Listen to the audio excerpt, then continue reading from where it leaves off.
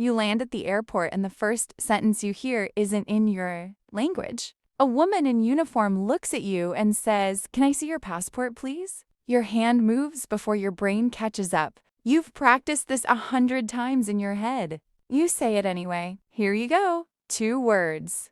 Small, but they land.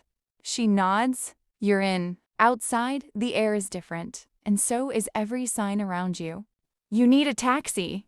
And the version of you from 6 months ago would have pointed and hoped. Not anymore. You walk up to the first driver in line and say, "Could you take me to this address, please?"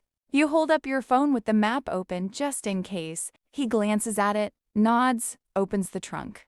No confusion, no guessing, just a sentence that did its job. The hotel lobby is quiet, all marble and soft light. And the woman at the desk is already smiling before you reach her. "Hi, I have a reservation under this name," you say, sliding your phone across the counter with the booking confirmation glowing on the screen. She doesn't ask you to repeat yourself. That detail matters more than you expected it to. Then comes the moment every tourist secretly dreads. The restaurant, the menu, the waiter standing there while you scan words you half recognize.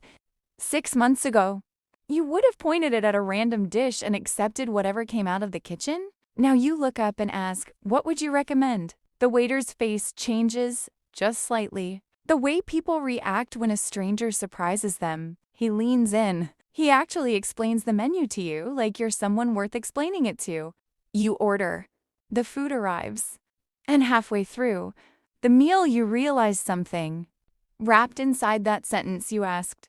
When you ask someone what they recommend, you're not just gathering information. You're inviting them into the conversation. People like being asked. It's a small thing that opens a much bigger door. The next morning, you're standing in front of a cathedral with a map that makes no sense. Streets curving in ways no straight line could predict. An old man walks past with a small dog on a leash. Unhurried, like he has nowhere else to be. You take a breath and ask, "Excuse me, do you know how to get to the old town?" He stops. He actually stops and starts explaining. Hands moving through the air like they're drawing the streets for you. You don't understand every word, but you understand enough. Left at the fountain, past the church. You'll see it. You get lost anyway, once, maybe twice. But being lost while holding a functioning sentence feels completely different from being lost with nothing. One is an adventure. The other is just fear wearing a different coat. By the time evening falls, you're sitting at a small bar, and the bartender asks the question that used to terrify you the most. "So, where are you from, and how long are you staying?" 6 months ago, that question would have frozen you completely. A wall of English arriving all at once with nowhere to hide. Now you just answer, "I'm from home, actually here for a week. Just exploring a bit."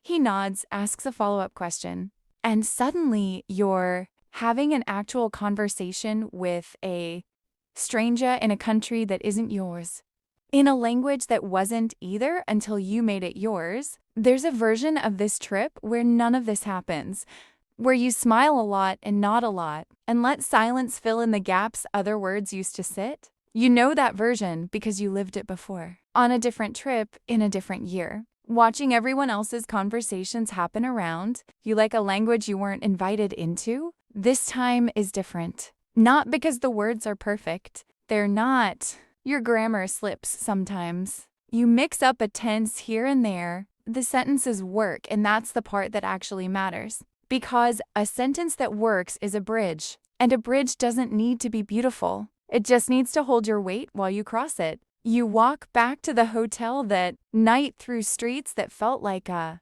maze this morning and feel like a memory now. The woman at the desk waves as you pass. You wave back and say goodnight. See you tomorrow, and mean every word of it.